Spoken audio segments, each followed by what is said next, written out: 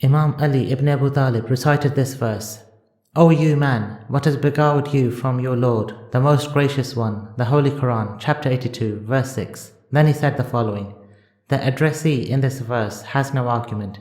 His excuse is most deceptive. He is resigning himself to ignorance. O man, what has emboldened you to commit sins? What had deceived you about your Lord? And what has made you satisfied with the destruction of your own soul? Is there no cure for your ailment, or no awakening from your sleep? Do you not have pity on yourself as you have on others? Generally, when you see anyone exposed to the heat of the sun, you cover him with a shade.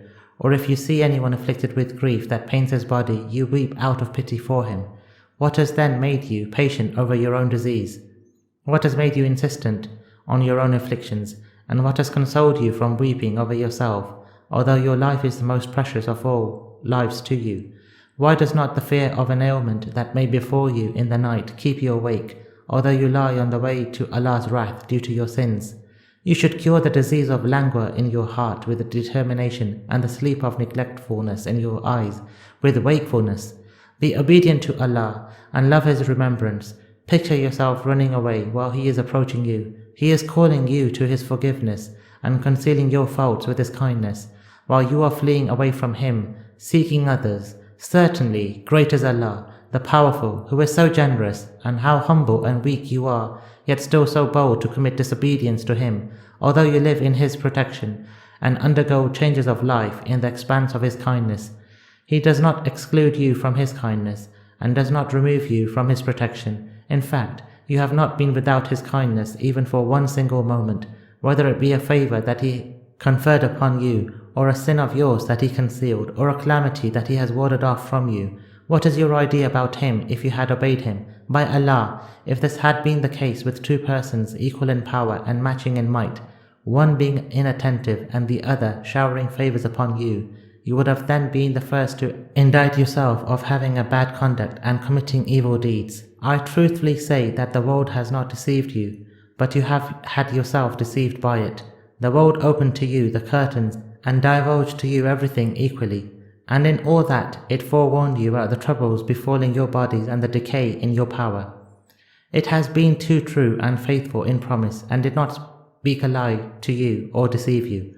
There are many who advise you about it, but they are blamed, and they speak the truth about it, but they are opposed.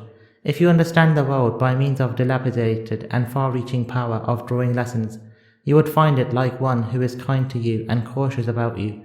It is good abode for whoever does not like it as an abode, a good place of stay for whoever does not regard it a permanent home for stay.